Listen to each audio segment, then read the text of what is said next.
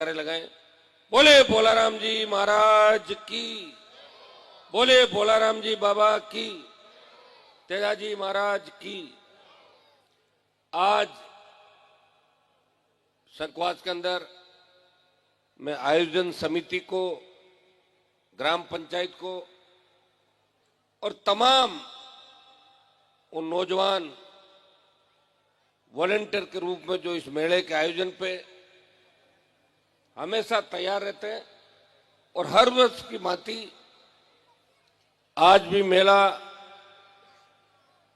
पूरा जोश के साथ परवान पे।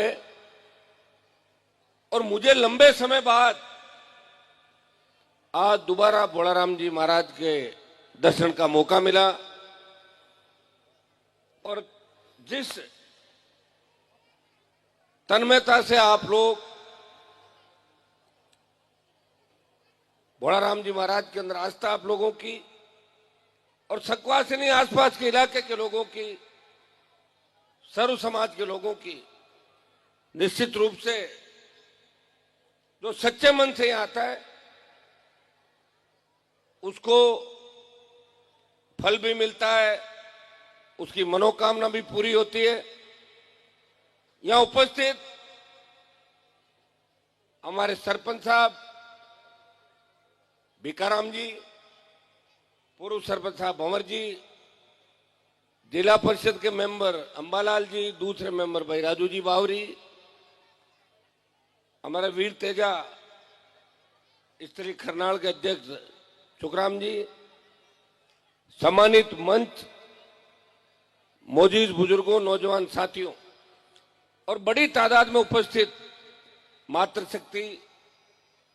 लंबा समय हो गया, कुछ बच्चों को नींद भी आने लग गई, 12:30 बज रहे, इसलिए कुछ लोग वापस अपने घर जा रहे हैं। लेकिन मुझे आपने थकते हुए नहीं देखा होगा। इस राजस्थान में सुबह 5-5 बजे तक और रात को शुरुआत, सुबह का दिन कहीं और रात कहीं, पिछले 25 साल जो संघर्ष किया उसी का परिणाम है कि आपने हमेशा दोनों हाथों से आशीर्वाद दिया।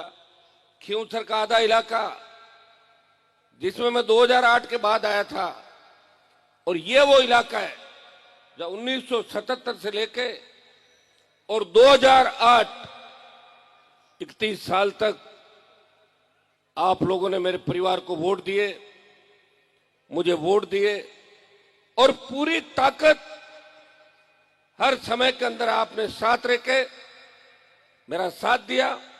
और उसी का परिणाम है कि हनुमान बेनीवाल हिंदुस्तान की सबसे बड़ी पंचायत के अंदर गरीब, किसान, दलित, शोषित और पीड़ित तबके की आवाज को जोरदार ढंग से उठाता है। और जब 19 के अंदर गया था तो लोकसभा के अंदर मैंने तेजाजी महाराज का जब जयकारा लगाया, विधानसभा में पहले 3-4 बार लगा चुका था, तो प्रधानमंत्री ने मुझे कहा कि तेजाजी की हिस्ट्री क्या है बताओ। उन्हीं तेजाजी को मैंने बैठे खरनाल में उन्हीं मोदी को खरनाल के अंदर तेजाजी महाराज के सामने नाक रगड़ी। आए कि नहीं आए प्रधानमंत्री? और उपराष्ट्रपति तो 3-4 बार आ गए यहाँ पे। अब जो बचे हुए लोग हैं वो भी आने की सोच रहे, आएंगे हम आए। तो तेजाजी महाराज जिनमें आप सबकी आस्था है, लाखों करोड़ों।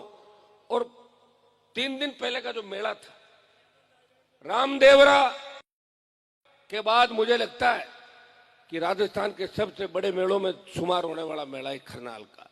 और हम सबकी ड्यूटी बनती है कि मेला और जोश के साथ भरे। और जब किसी चीज की शुरुआत होती है तो छोटा मोटा काम तो हो ही जाता है, लोगों में नजर लग गई। तो मेले में इस बार इतनी तादाद में लोग आए कि सरकार की सांस फूल गई और सरकार भी नहीं चाहती थी कि इतने लोग आराम से चले जाए। मैं देख रहा था कि जाम में लोग 5-5 घंटे तक फंस गए थे, 6-6 घंटे तक जाम में फंसे। मेला समिति प्रयास कर रही थी, मंदिर समिति प्रयास कर रही थी, लेकिन लाखों लोगों के सामने 2, 5, 10, 15 लोगों से काम नहीं बनता। आप जानते हैं सारी बातें। मेला जिस तरीके से भर रहा है, जिस तरह तेजाजी महाराज में आस्था आप लोगों की है, ये नागौर जोधपुर का जो हाईवे है ये 4 लेन बनके और खरनाल बाकरोच से जितने भी बड़े गांव आते हैं जहाँ चौराहे मिलते हैं, कम से कम खरनाल का जो फ्लाईओवर बने वो 1 से 1.5 किलोमीटर लंबा फ्लाईओवर बने, ताकि लोगों को आराम से व्हीकल भी चलते रहे, अपना मेला भी बढ़ता रहे। क्योंकि मेला जिस दिन था ट्रैफिक डाइवर्ट किया, जो नई रोड बनी है उस नई रोड के अंदर गाड़ियां फंस गई और नई रोड कई जगह से पूरी तरह टूट गई थी। क्योंकि आजकल की रोडें कैसी बन रही है आप भी जानते हो, रोडों के खिलाफ कोई बोलता भी नहीं होगा। रोडें बनवा भी मैं ही रहा हूं और कोई भ्रष्टाचार कर रहा है उसका पीछा भी कर रहा हूं, तोड़ के भाग रहा है उसको पकड़ के लाके ठीक भी करवा रहा हूं। आप देखिए इतनी सेवा कोई कर सकता है कि एक व्यक्ति जिसने पूरा जीवन सत्ता को ठोकर मार के अपने भाइयों के सम्मान के लिए, जिस दिल्ली के अंदर हरियाणा, यूपी और पंजाब और दिल्ली के नेताओं का अलावा किसी का नाम नहीं चलता था, उसी दिल्ली के अंदर देश के किसानों के अंदर साबित किया कि देश की किसान कौम संकट में जब भी आई तो हनुमान बेनीवाल जैसे तेजा भक्तों ने इस किसान कौम को झुकने नहीं दिया, आगे खड़ा रखा और मोदी से टक्कर लेके सड़क पे आ गया वापस। लोग तो सरपंच का पद भी नहीं छोड़ते, छोड़ते हैं क्या पद बताऊं मुझे? मैंने मिनिस्ट्रियां छोड़ी, 3, 8, 13, 18, 23, 24 के रण आपने देखे होंगे। 6 बार आपने मुझे जिताया, 1 बार मेरे भाई को जिताया, 2 बार मेरे पिताजी को जिताया और अब 15 चुनाव हो गए, 16वां चुनाव की तैयारी आ गई। इस चुनाव के अंदर देश की पूरी सरकार और राजस्थान की पूरी सरकार आपके बीच घूमेगी। क्यों घूमेगी? वो चाहेगी कि हनुमान बेनीवाल का हौसला पस्त कैसे हो। राष्ट्रीय लोकतांत्रिक पार्टी की राजधानी खींवसर है, खींवसर में बीजेपी का परचम कैसे लगे, वो अपना प्रयास करेंगे और आप अपना प्रयास करोगे। आप अपने भाई को इस लड़ाई के अंदर और ऊर्जा दोगे और थक गए, पहले ही बता देना, मैंने अभी टिकट डिक्लेयर नहीं किया है और हिम्मत हो तो उसी तरह मेरे साथ लड़ना। क्योंकि लड़ाई अंतिम दौर में, अंतिम दौर की लड़ाई के बाद ही लड़ाई जीती है हारी मानी जाती है। जो मैदान छोड़ के बीच में भाग जाते हैं न तो हारे हुए माने जाते हैं न जीते हुए माने जाते हैं। क्या थके तो नहीं अभी तक? क्या थाका? मंदिर के रोटी जिम रहा है कौन ज्यादातर है ना बाबा। ठीक ठीक ठीक, मान गए मान गए, बस बढ़िया। ये इधर से आवाज आई, ये ताकतवर आवाज है मातृ शक्ति की। और संकवास, संकवास का इलाका, अरे बच्चों रुक जाओ, संकवास का इलाका खींवसर विधानसभा क्षेत्र के अंदर हार जीत को प्रभावित करता है।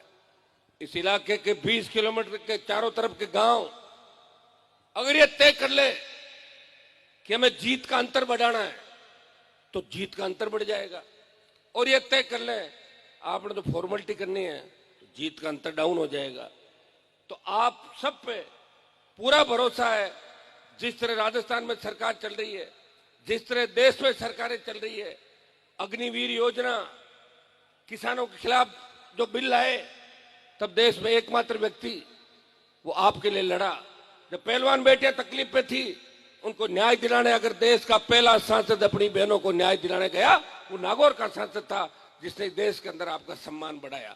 भाइयों, अपनी ताकत को पहचानो। कोई व्यक्ति कहीं से भी आए, लोग आए थे पहले, वोट लेके चले गए और जीत के जाने के बाद कहा कि नागौर मूंडवा तो ऐसे इलाके जहां कोई भी जाके जीत जाओ। एक मजाक बनी थी हमारी 2003 के समय। इसलिए याद रखना, दोबारा नहीं तो मजबूत लोग हमेशा मिलते हैं। जिस तरह का त्याग समर्पण लोक देवताओं ने किया, उससे ज्यादा सुबह से लेकर रात तक आपके बीच भागदौड़, सर्व समाज को साथ लेके चलना। मुझे पता है हर गांव में पार्टीबाजी होती है और अपने यहाँ तो लड़ाई झगड़े कम हो गए। जब मैं आया था शुरू के अंदर, जब तो रोज कहीं न कहीं गांव में आपसी गुटबाजियां, झगड़े, सरपंचों के हारे जीते प्रत्याशी साथ नहीं बैठते थे। धीरे धीरे जागरूकता बढ़ी आप लोगों के अंदर और शिक्षा की आंधी चली और अब शिक्षा की सुनामी चल रही है। 60 साल पहले शिक्षा की बात की होती, 60 साल पहले राजस्थान केनाल का सिंचाई का पानी संघवाद की धरती पे आता, यहाँ की धरती सोना उगलती। हमारी बेटियां बेटे जर्मनी इंग्लैंड अमेरिका के अंदर पढ़ते। दुर्भाग्य से किसी ने आपकी चिंता नहीं करी।